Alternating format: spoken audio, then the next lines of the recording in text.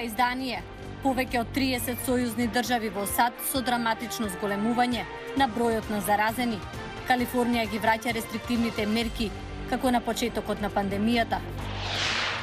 Го менували тонот Белата куќа, откако Трамп првпат беше виден со маска во јавност. Ве носиме во Сан Франциско, мостот Голден Гейт, непрепознатлив. Ке слушнете во продолжение. Останете со нас. Поздрав од Вашингтон, ова е Њусфлеш на гласот на Америка на македонски. Јас сум Милена Ѓоргиевска. И републиканците се приклучија кон повикот до граѓаните да носат маски како што се зголемува бројот на заразени.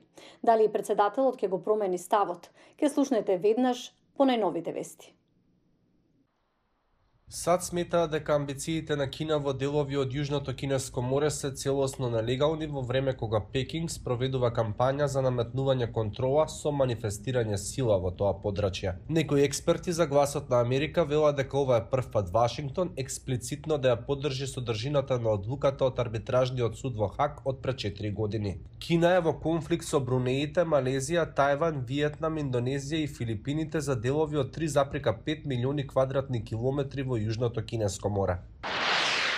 Во САД за еден ден беа потврдени над 60.000 нови случаи на коронавирус во исто време кога властите соопштија дека очекуваат да започнат со производство на потенцијални дози на вакцини до крајот на летото. Телевизијата CNBC објави дека висок представник на администрацијата на Доналд Трамп изјавил дека процесот на производство е веќе во тек, иако се уште не е сигурно која вакцина, доколку ја има, ќе биде ефикасна. Официјалниот представник е цитиран велејќи дека тие веќе купуваат опрема и обезбедуваат сировини и места за производство.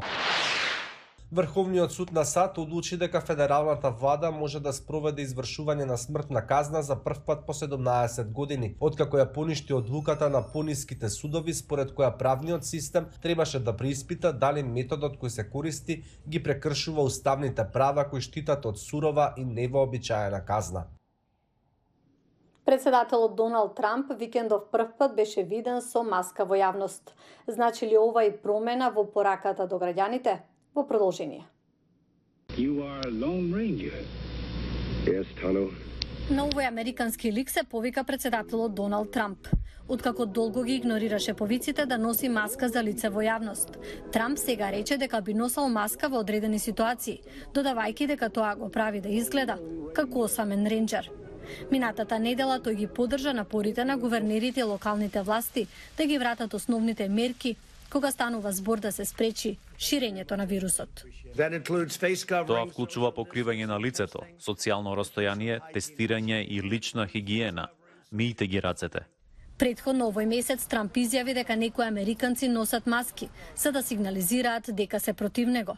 Трамп не ги обврза луѓето да носат маски, но неговиот коментар може да покажува мала промена во тонот. Една од работите што мислам дека можеме да ги очекуваме од председателот е тоа што често се обидува да го направи реторички, а тоа е игра на двете страни. Само толку колку да си создаде себе си доволно простор. Но не сум сигурен дали тоа ќе функционира во овој конкретен пример. САД минатата недела регистрираа повеќе од 52.000 заразени со коронавирус, што представува најголем дневен пораст од почетокот на пандемијата. Со порастот од 80% на нови случаи во изминативе 2 недели, повеќе републикански законодавци им се придружија на демократите во повикот до американците да носат маски. Единствената најважна работа што можете да ја направите е не само да се заштитите, туку да ги заштитите и другите, се додека не добиеме вакцина. Носете маска, не е комплицирано. За разлика од некои држави каде маските се само здравствено прашање, американците се политички поделени околу тоа. Во најновото истражување на Пју, 76% од демократите се изјасниле дека носат маска во јавност во споредба со 53% од републиканците. За ваквата поделеност, демократскиот председателски кандидат Џо Бајден го обвинува председателот. Председателот не ни дава никакви насоки и не врти едни против други. Не можеме да продолжиме вака. Половина да носиме маски, а половина да и се спротиставуваат на науката. Подпредседателот Мајк Пенс неодамна почна да носи маска во јавност и да ја охрабрува незината употреба. И представниците на Белата куќа продолжуваат да инсистираат американците да ги следат насоките и да донесат најдобри одлуки во интерес на нивната безбедност. А дали колку социјалните медиуми го менуваат граѓанскиот активизам во САД, особено кај младите? Може да го наречете TikTok феномен. Повик за акција на социјалната мрежа може би придонесе за помала излезност на денонешниот предизборен собир на Трамп. Во Нешвил, 6 тинејџери организираа собир против полициската бруталност на која се одзваа речиси 10.000 лица. А како се договорија за тоа? На Инстаграм. Денешната младина бара акција преку социјалните медиуми. Технологијата е движечка сила за нас. Ни помага да се поврземе и да се договориме како ќе реагираме. Во Њујорк, Джесика Росарио и незините пријатели се обидуваат да ја запознаат заедницата со онлайн регистрација за гласање. Сакаме да направиме простор за дигитална демократија. Споделување ресурси и формирањето онлайн коалиции е клучно.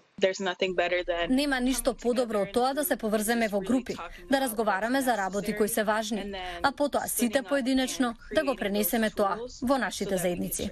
Дигиталниот активизам не е нова работа, но денес повеќе се користи меѓу младите. Росарио помогнала да се направи дигитална алатка која поддржувачите можеле да ја користат за да иницираат легислативна постапка во Сенатот на државата.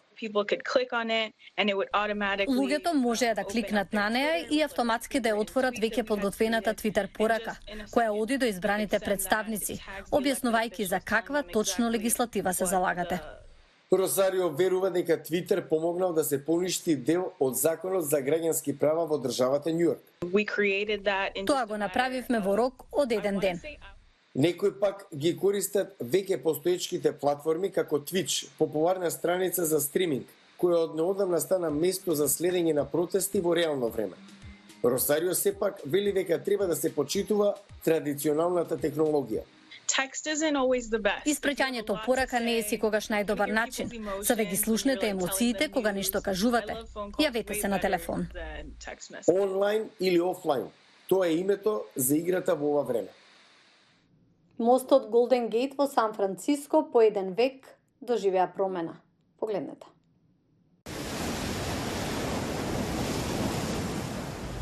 Може би мислевте дека Golden Gate, мостот кој речиси еден век го краси устието на заливот на Сан Франциско, освен убавина, нема што друго да понуди.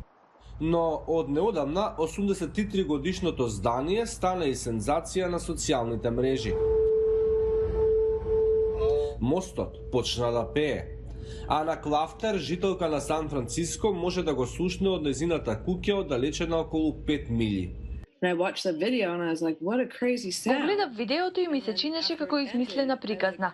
Откако заврши, го слушнав истиот звук во позадина.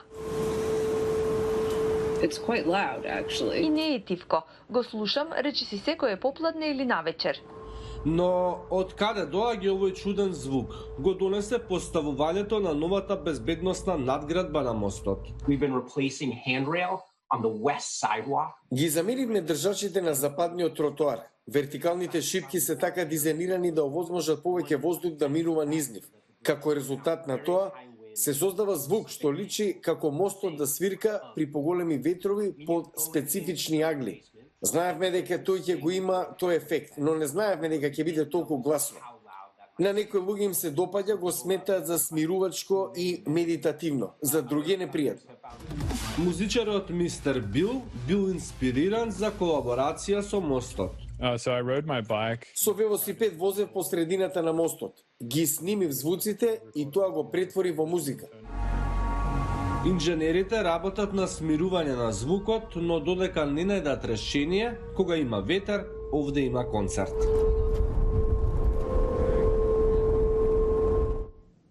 Благодарам на вниманието, до гледање до утре.